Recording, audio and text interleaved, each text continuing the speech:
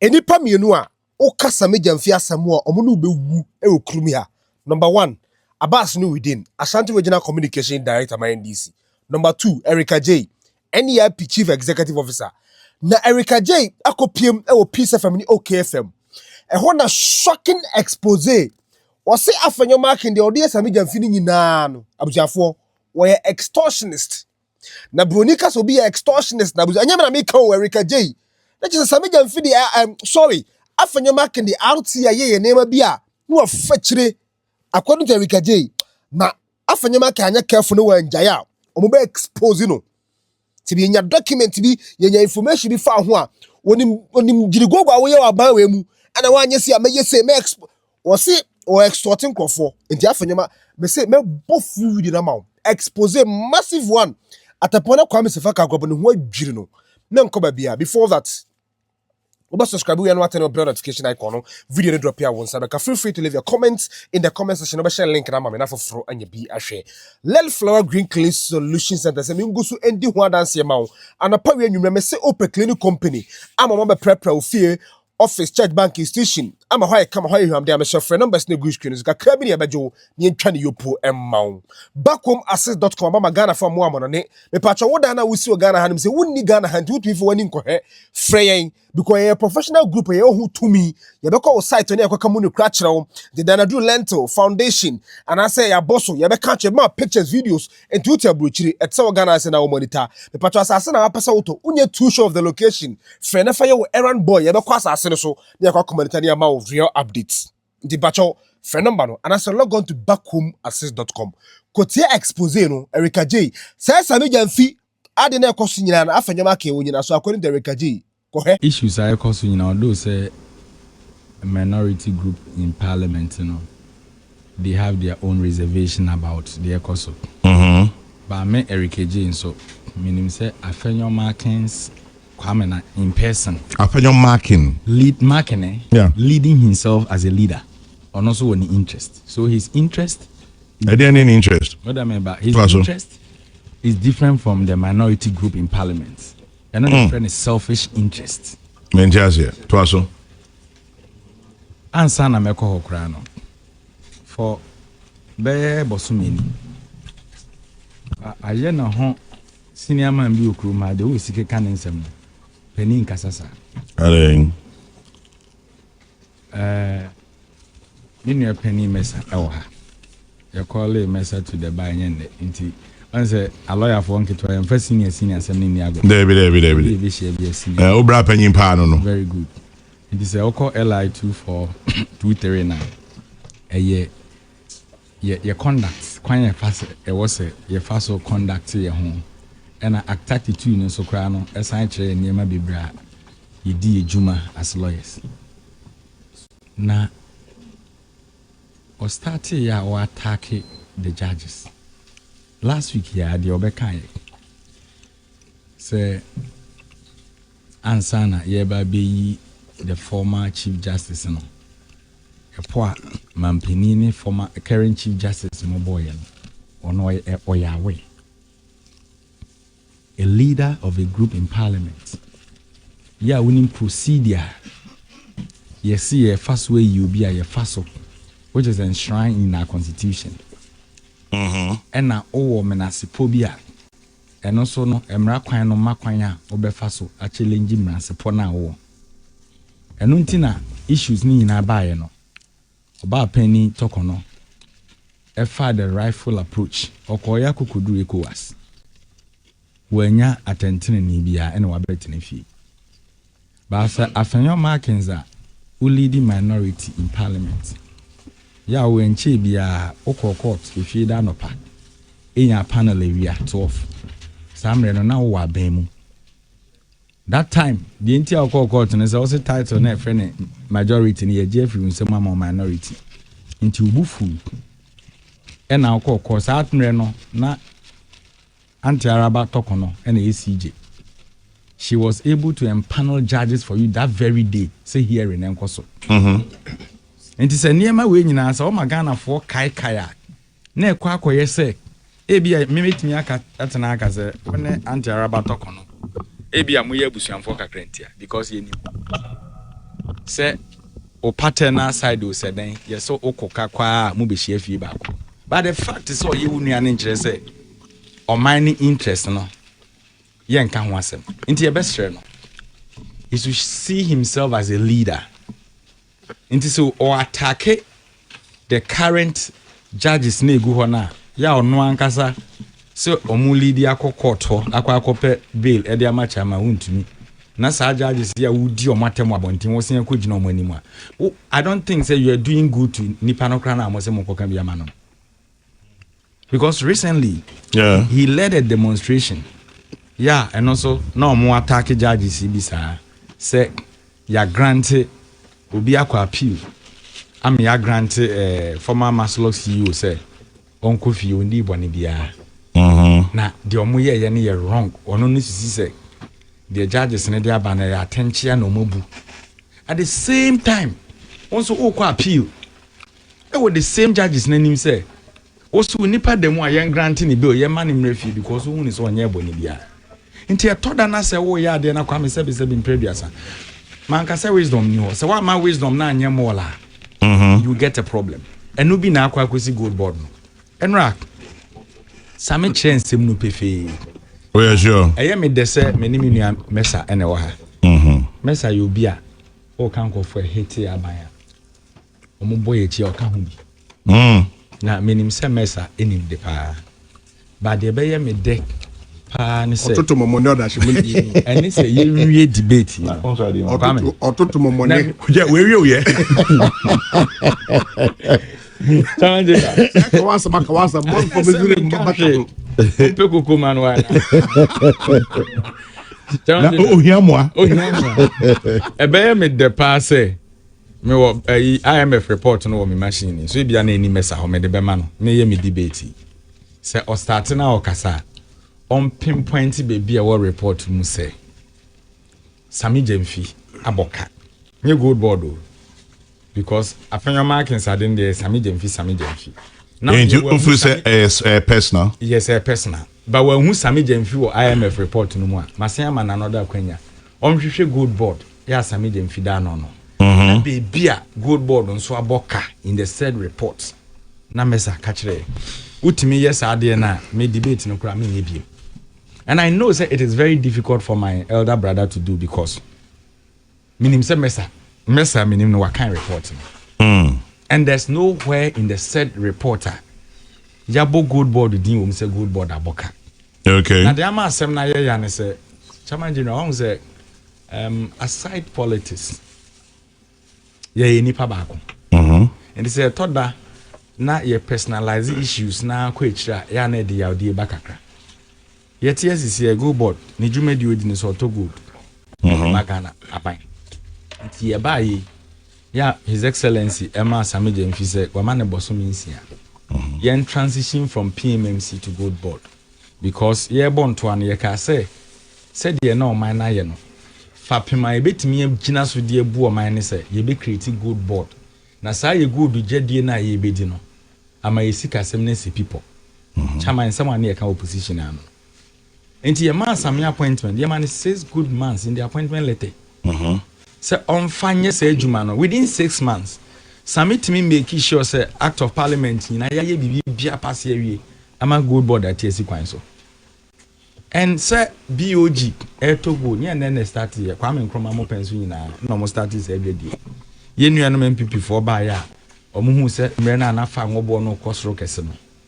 Alaji ne ni team ne nanado danko akufuado eso kofa good for you the buy all in the name say ye nya dollar na ye de kokra wa adwaman so na say ye gudie na ye nya na betimi aboa ama ya transaction no ne ye de fan won ba na ebeba forma it is good to save the nation in that way and we all supported it. They did it. At the end of the day some losses came but losses na e ba ye no ya metna anka se PMMC na not good edema BOG into PMMC for aboka loss was about 2024 somewhere 400 million want to see abetna ha say domestic good purchase program or no mo ye no yemfa so bonko bo we Mefa no money omudidra. Mef eboka over $90 million. Ye meka enti no de eko sisia no na achechire ya adwe mu kakra. Kwame. Yeah. Mame more simple scenario na yenti ase. Me too. Me nua Mesa Bank of Ghana. And me meti hey. Me gina hama gold board. Ena Kwame wo a ojeje mesui. Wonso ye obi a oye aggregator gold board me ni udidra. Ena Mesa na oye BOG no afre me ne me atena sese. Me pese me show up me reserve. Me pese me nya sika e destabilize the currency of our economy because Bank of Ghana majuma die ba ko e da me so pa ne say ye sika be gina people. Kwa me nya sanity. Enti ade asese enim say ya attractive e ya akono a e betimi ama ye sika sem e gina ye gudie na ye wo kwan ye fa soto. Enti mema wo sika. Kokoto good fabre me. Na sika na me de ma ono. Okwato gold no 10 cedis. What the exchange rate na kwakoto. Yeah. Na ka bi e bebe kire you operational cost no. Metua the amount. So na BOG kan. Yes. BOG ne the gold board in kita hodie no. And a gold board so buy no. Gold board na nkasa intimate in form. Enko. Ti said the okoko board a, your okoko board, your LBCs. We LBCs ni free ho na okọ omo region omo wo di wo ne aro ne sankofo ni nyina wo form ho a. Omo ye adwuma de ma LBCs no. Enti say aggregator no ko form a. No koto gold na, no they are very good board. And this a Bank of Ghana ma me 10 cedis. No see we here ebia 1 kg of gold. The Bank of Ghana here ne say Chairman General ne 1 kg of gold na eden. Aba. Okay. Me no tia. At what cost? At what cost? As the cost now money demand gold board. What did they mention now? Because what the exchange rate in the kokotoba. Enti ene BOG nka say sikana odema gold board so mfa nkodidwa no gold number gold number enti se me di gold na kwa akoma Mesa na Mesa mom e bia mre na ode koton gold no so no na check market ni yo ono na nim de course na e ka ba ho a oye den stamps aka ne se wo de ba beso ame a o ma mi sika se me nkoto gold 1 kg a me de 1 kg akoma no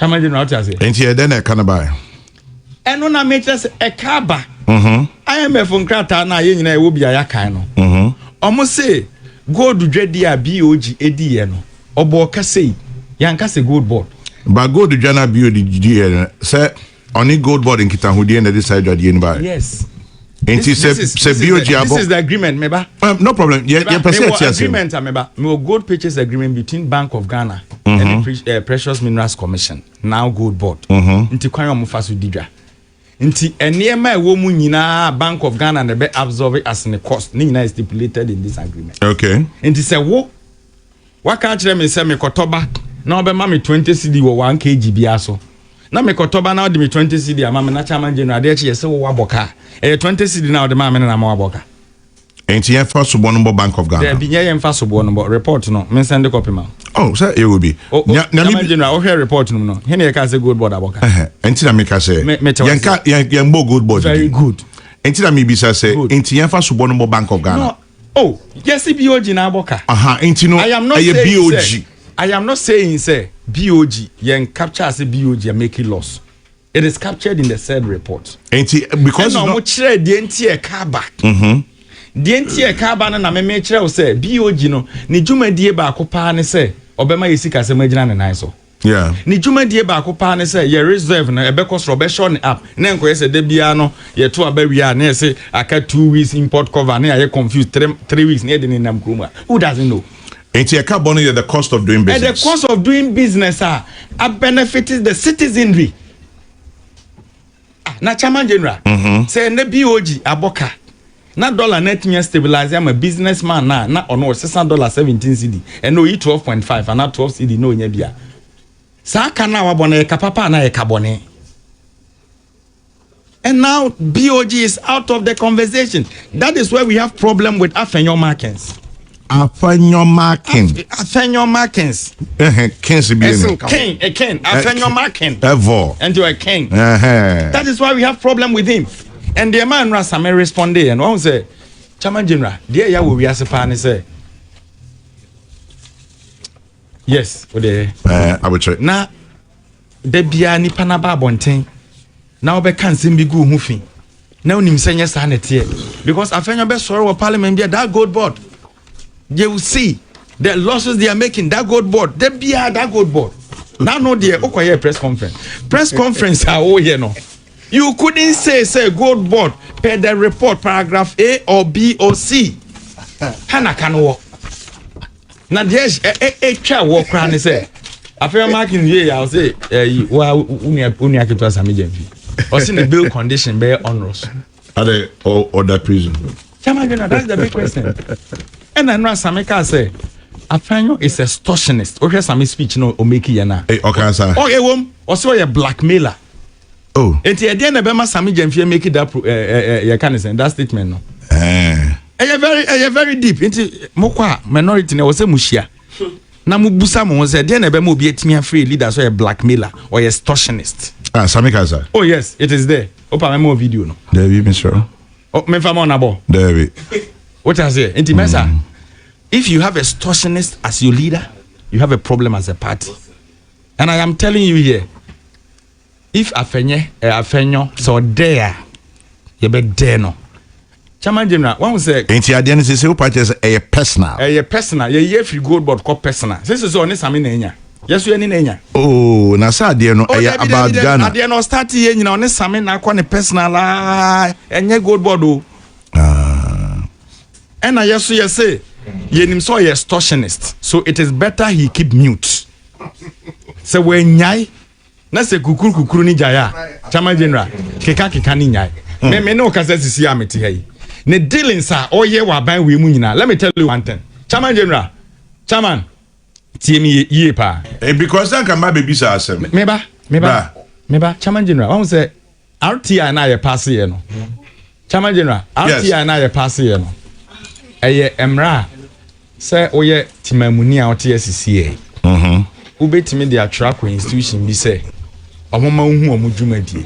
Yeah. Sika sem ye financials na ebibia ye de bema na wakwa akohwe. Eno bi na Suleiman Brahma mo twro de call Rosa abojade information no mo ko carry it said o ma conduct research ye inflate ya ye we. Na say ni na ye research anonym. Ade na nye research. Na dey. Do mo no ye no.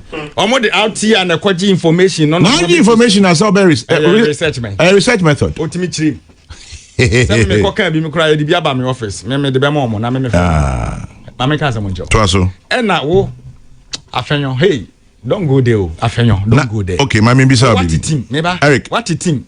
Eric. What the man fast as we see. No, the American. Or dare I will dare him again. What team? And RTI team na office bi o mo de ko. Just o mo de ko wi na mo negotiators na mo na machiri.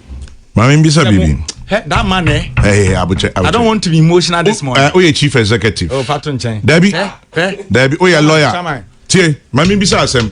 Chairman, say you say udin ya. Edin say ya. Ya pa, say me nim. My kind story. Chairman General. What kind of story? This say ya. Kwa bontin. Kofa ebo. Kofa ebo. And then menye me bo. Edu o dey asumi nchaso. Chairman General. Eti asem. Na Eric Minjaso. Eti say dia oyi. My day. Dia oyi. So now say this say ya. Okay. Mesa nkoko na wi ti. Konya na ti. We dey that. Oh, who say this say ya? And I me say kwa botiko fa bo bre me. O de ba metwa so. Na say mo hata asem ko. Anytime say kwa boti.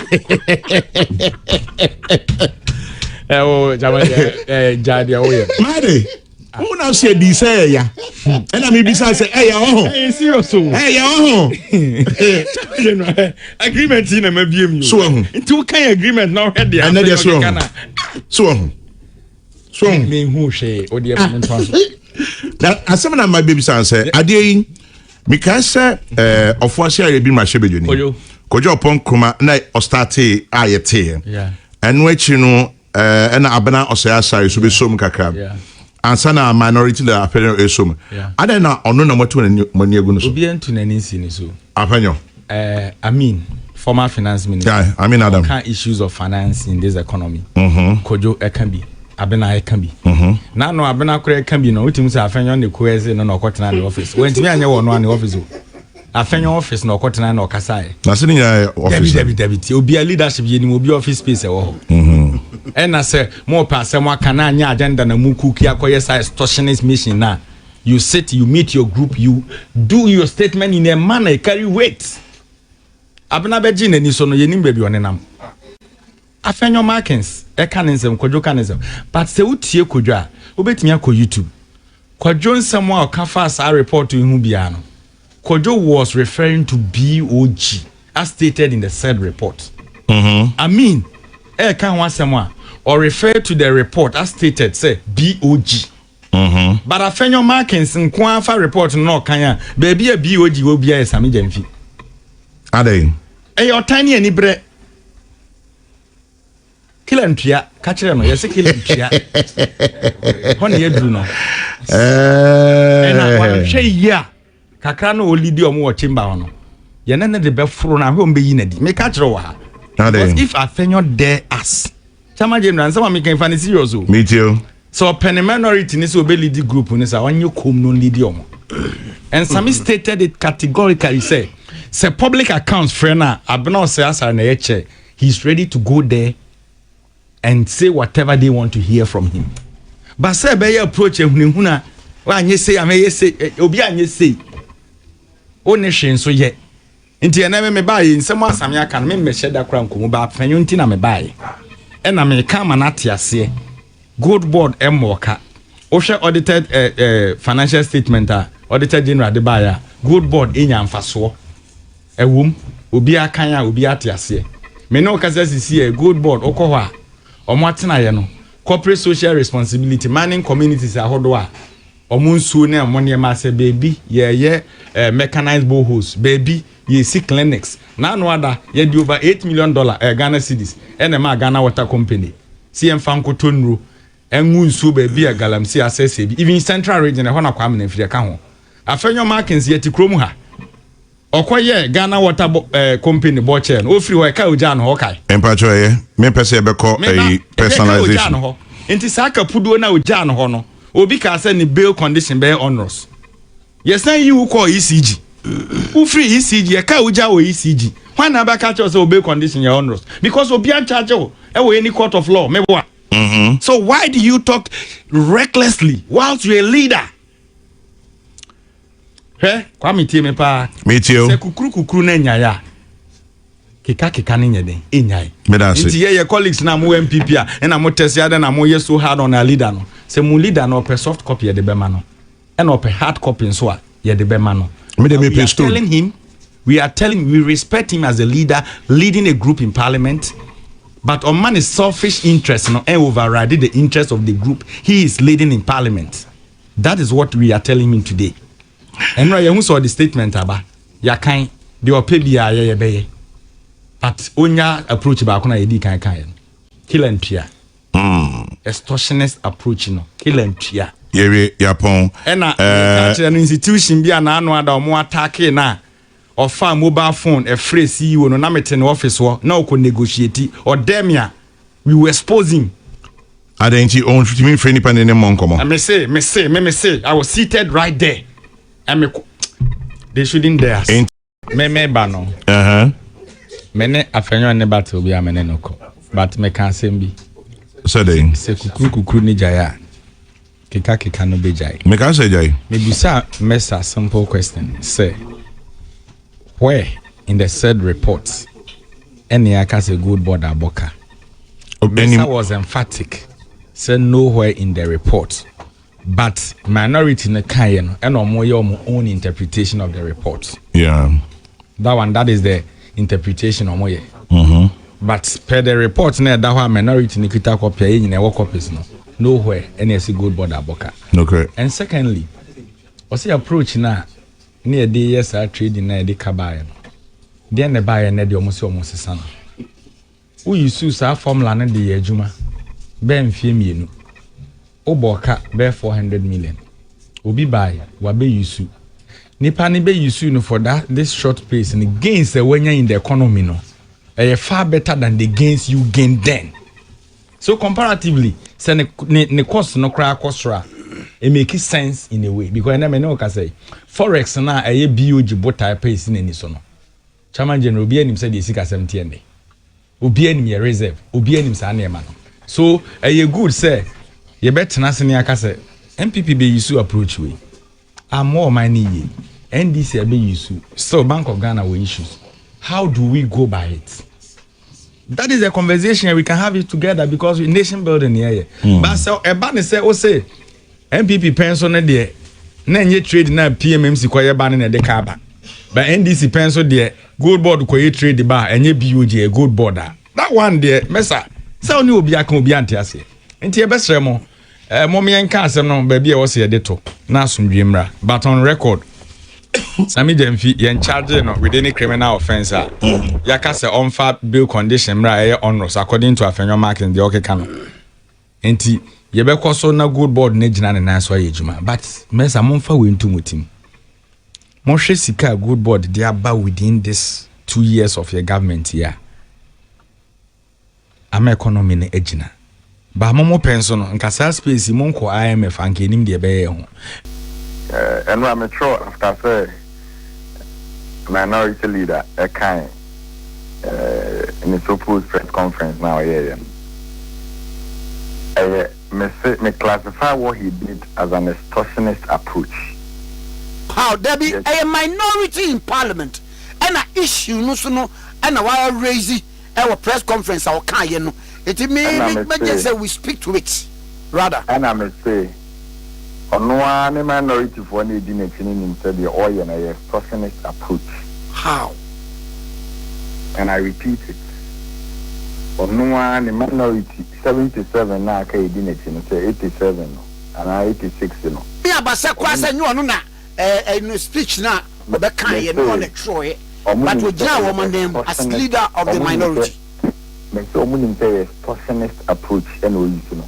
But in fact unfortunate. Sammy Gyamfi on any cat. Unfortunate. I repeat, Sammy Gyamfi is not owning Afenyo Markin in this country. And you want me now, sorry, no what to be able to Uncle Danica. One day was say, one more out na or mine no aboka. Or mine no aboka. Or mine no aboka, said you no cano. Reports now or kind of the yes and true for him when you and I dream dog. Ye kanya ye class ye hen on maka se good board and aboka wa but se beje fi kan kofo anka e ba nen kontan sam ni sika sam mo kasa ma opposition a me ne akojo pon ko ma on ka ho abi nan ta en ka ho abraham se asare en ka ho we waje pa we nfo na be bua kanesin we are bia o di kan kasa Mr. Mama can't have Afenyo Markin. You said what you Kuma, the politics or you. But this time around, that extortionist approach in fact, Ubia Nikobo Bia the man Kuma. Say Ubia Bomaika, a man swan, and couldn't back. But I'm telling him this morning, Ubia Nene Kakubu. And we all know, so no what you and Ajin and so she ya. The leadership no credit serious and science fan. Into 1 year bibia obetia to say the large as someone and no bekan yi wan ka say samede ne ka wan ka say wa to ni bibi ni wan twia e do na make sure no me a politician obi bana o pedibia dia hu asem na o ka no kata na o site dia ka na nsem na IMF sem na no o ka e hinfa and IMF good board aboka. Auditor report about from Auditor General and him and yes good board aboka. Come out to the neck and meet you. It is a minimum nothing. Now so the Okana just here. Now the Henya near the Yezma. Come in, it's a tear class near to be Bobby Henya. So just here. I said, yeah, you be now here now. Obia my baby, you'll be in the Kakubu. I'm telling you. And we know you approach in this country. This time, in fact, Sammy Gyamfi are there. Ediana Sammy Gyamfi BOG, Emma, good board is the cow, the digger, or they took a good year deba. Said the Abaya, BOG is my back and dollars on the fair. You speak as in business people. Come in, yes, I say. Huh? bisa ho say sika ben na BOG de ma gold board from country good nama the other man bia o de ni gold ama and the media gold board edi no and na BOG momu say na gold trading no mo ye no e ono ne ka because ono na epe forest e de ebu o man ana me boa it is ya penny gold ama stabilize the economy no or stabilize the currency a na BOG na odi ni duma no o se ono no mo ma ye ka say e ka kakra ba wo ne krata mu no ono mo mi ono ne ball kan na ye good ball na say mo ye kan o beji nipa no kan no be fa ne serious. Come, let me tell you this. Over Afenyo Markin. Onimu a MPs no mudi nechi no. Dodo na hu ni say or a fortunate leader. Omuntu mi kan say no, but the omo kan wo nechi no no. Omisa to onimu a. But mebo ebra wo kasa nyo no kwa na kasa ye. Minority for no a dodo no agina nechi. Na men kan say mo ntro. Na mo mo gina ho ne ya so. When we announce a squad to create and no mujene. Squad be hen na agya na yes. Announce ya say. Any pana na agina nechi no. Na he body language. Wa he omo. But why you say there be connection man na onam ho. Na fa ha na okoje no afi we me say mfa. And me gasa dipo. And one America ni sia no. Because abasa can say me be play. But me say mfa approach we mfa. Aren, yenyo den. Edien ni emfanyo. Na no she obi a onye mi senior at the bar for number of years. What in some of Kafa Chief Justice on? What in some of Kafa Chief Justice on? Ba kuna na osi se wa mu plan bi asa ne. Talk on no there, on CNPC ba ba ni bi mo no the number ba Chief Justice. Now ko leadership branch obi. Osi ono e dey talk on no ba any problem. Now no there. Osiane conversation with our current Chief Justice we know. Omokoye ya recording crown or say yes empamo talk no no can be. A lawyer is senior lawyer at the bar. A leader of parliament leading the minority group. You can make such a reckless statement. Any power mo ye me ya pa Ghana Bar Association ya me can be. When you start Afenyo can say useless statement against the Chief Justice, the senior Ghana Bar issue statement can condemn him because he's a member of the bar. Oh yeah, wait. Who statement be adi? Now, anyone say if we got now, yeah, madam, no, you're a boss, no, you couldn't age you got it. Into no need to assume organized. It is so to me can't say with a Chief Justice home. The Chief Justice of the Supreme Court of Ghana. Yeah, the Chief Justice now, who are accusing or no. What's also the wound in the application of court to court? So, this caliber of people, how do they reason at all? How do they reason? And come, we are telling them they are not superior than anybody in this country. They have no boss than anybody in this country. And the way Afenyo Markin say, pretty you know. The best investigators now, Monshu Ghana water. Sam Yaman or Tobegu na said, Monyantem na monfa report on no me no. Wo kot na Ghana water boche, o koye boche wo. Utimi to nu salesman Sam you see na say. Oh, you have the guts ranting anyhow. One no your boche. Na onye MD. I don't have for more MD. If anything. Na onye MD na the state organizations no more board no. I didn't see my board no. When you baby final decision making, do no free ba. Board. Masa. Me take off late, me take off moment because what your tiny and brain kasa. This Sammy Gyamfi now your tiny and brain. I am telling you the fact.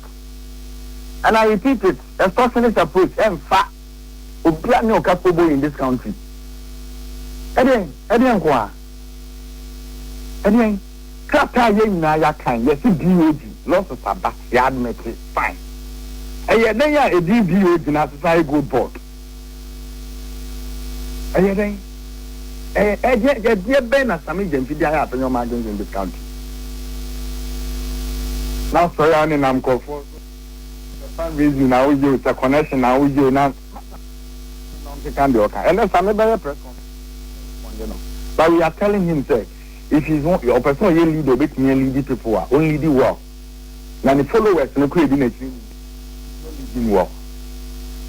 To say I'm obeying the leadership now, then I think they'll suffer in opposition. He's a very selfish leader. Selfish leader. I am not part of their party, but he's a selfish leader. Hey, connection my leader. Obi a no ka o. Obe afi obe kasa sa. Next week obe tinya ba kon aka ho. And Sammy Gyamfi te ho no. Ye de me almost me say me here. Me I have no problem with that. Because any baby free ba ni baby edu. Kwa na what you say. You nyina ye nam ye fundamental principle. Ye share okoko mu ye nkwan ye fa so tie ho fo. Ye tem bia so a ye nkwan ye fa so discuss say ye betinya ya magana tumpon da bia ye. So ne ho asem ba ne ye be ka mi ochina. Me ne about say the offer about ye be ka. But we are telling him NDC MPP ye nya atamfo. Ye namfo ye nianom. But they do baby na say the time area manyosema. Or time different from say ye factual. And he been a lawyer for years. In some now all canon. See the man is so good na court non famu obi ko adua. Gold board no de be bona na so. Kind of thing. BOG. Now the chama work ran say Sammy Gyamfi there you name the bail condition. The bail condition the Afenyo Markin some na be kwa koma ni bail. So mo so mo Jimmy pass na only de be ko. So how can you as a lawyer you sit and make this reckless statement to say Sammy Gyamfi bail condition? Why not say Sammy Gyamfi and bail? And look at how they think. Look at how they reason. So how can this person lead a minority group in parliament? Such a reckless leader. Reckless statement. Eric, wadaruma unim ma ye reduce to insults. And insult. But for you telling Obi say the bail condition as what? Who or no bail no or no that statement no make it say Sammy Gyamfi bail condition no as what? In what capacity no they make it that statement? And you are telling me say you reduce Obi. Is it not reckless statement, Kwame? You as a journalist. Kwame Kroma yanchi wa yema bill. Ebi. Inti yeti Sammy Gyamfi when you proposing the bill statement. In the bill condition. That's it. And then the Afenyo Markin is in charge of that thing. Yes, sir. From this reckless statement. Master, let me tell you something. Hey, you ya bano. In the channel should be but when you go and you know start to cry now in your gray hair. Yeah, memory money say a sign of wisdom. Yes. So at times you should sit and review whatever he says. So when yes, I didn't end the mama of Rana Yebano Kwame attacking the personality. Say the person or canon. It's the Abbas I can make a once a man of pay, but the Mipesa Afenyo Markin say say. On food women, there was a time in this country. On the quarter no pay we have judgment. So okay. Maybe Supreme Court no one sit on Friday, but talk on no prayer panel judges. Emo mo tenase. Emo mo compare the open time now say a journalist because from minority leader. Okay, tantrums are now true. Maybe but Afenyo Markin, ye na ye nim say talk on no, anti talk on no or ye wabusiani. Omo ye na busiani ni papa. Your central region, who fear na no money na good, ye ni nyina, ye nim say mu ye busia for paternal side. And it's a mobusia problem. Me artist say we are more national than anybody in this country. And what happened, you know? A passing through court process, and we remove you know. My man cross sign called ECOWAS. Come one ECOWAS. Yeah. ECOWAS judges and also a Bafu Bonnie, Supreme Court judge, Chief Justice on the panel. Daddy. So you don't do that. You don't underrate yourself like that. Don't underestimate yourself like that. You don't do that as a leader. You don't talk anyhow. Maybe are not throw challenge myself. No. Even your friend the parliament said, why are you ready so about the church and the side of the story? So why do you sit in the media and say it's any bill condition? They say, oh, Timu Punina and say, it was a Sammy Gyamfi da by Kukum. Okay. Saboni Ben why? Nebonia why and say, $1, yeah, oh, now the somewhere 14.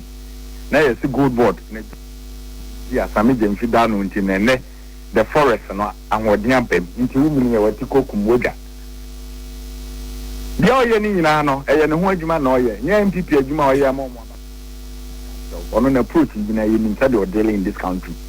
So if he's ready to bring it on, we are ready to face him as a leader for himself, not even the minority. Chale me ho adwiri mi o. Who se fa ka akra bo ti at a point. Ono kwa ne ho adwiri ni kakra o. Abuja, me the program na si, me mpese ma asem because we Eric Adjei na abeka na asem. Me hwe ni Musa Afenyo Markin. Enso ba be kasa no so ba be yi ano one or two issues bi on so the clarity. E aba me the program na si enche bi the big man himself na na kojo janto na ho ye. Ti mo beten nka radio so katwa show. Mo so for Steve Zandonie. Bye bye.